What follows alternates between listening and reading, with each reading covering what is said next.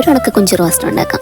അതിനായിട്ട് ഞാൻ അടുപ്പിലൊരു പാൻ എടുത്ത് വെച്ചിട്ടുണ്ട് കേട്ടോ. അതിലോട്ട് ആവശ്യത്തിന് വെളിച്ചെണ്ണ ഒഴിച്ച് കൊടുക്കുക. അതിന് ശേഷം ആസ് യൂഷ്വൽ കടുക് ഇട്ട് കൊടുക്കുക. കടുക് പൊട്ടിയതിന് ശേഷം ഞാൻ അരിഞ്ഞു വെച്ചിരുന്ന സവാള കൂടി ഇതിലോട്ട് ആഡ് ചെയ്ത് കൊടുക്കുന്നുണ്ട് കേട്ടോ.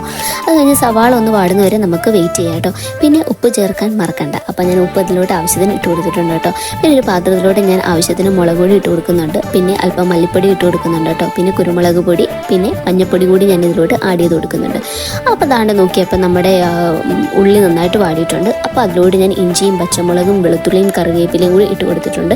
ഒന്ന് നന്നായിട്ടൊന്ന് ഇളക്കിയെടുക്കാം. പിന്നെ അല്പം തേങ്ങാക്കൊത്ത് കൂടി ഞാൻ ചേർക്കുന്നുണ്ട് കേട്ടോ. പിന്നെ ഞാൻ എടുത്തു വെച്ചിരിക്കുന്ന പൊടികളെല്ലാം കൂടി ഇതിലോട്ടിട്ട് അതിനെ പച്ചമണം മാറിയതിന് ശേഷം കഴുകി വെച്ചിരിക്കുന്ന കൊഞ്ചു കൂടി ഞാൻ ഇതിലോട്ട് ആഡ് ചെയ്ത് കൊടുക്കുന്നുണ്ട്. എന്നിട്ട് നമുക്ക് നന്നായിട്ടൊന്ന് മിക്സ് ചെയ്തെടുക്കാം. പിന്നെ തക്കാളി ഒരു പുളിക്ക് വേണ്ടിയിട്ട് നല്ലതാട്ടോ. അപ്പോൾ അതുകൂടി ആഡ് ചെയ്ത് കൊടുത്തു. അതിനുശേഷം ഒരല്പം വെള്ളം ഒഴിച്ച് കൊടുത്തു കേട്ടോ.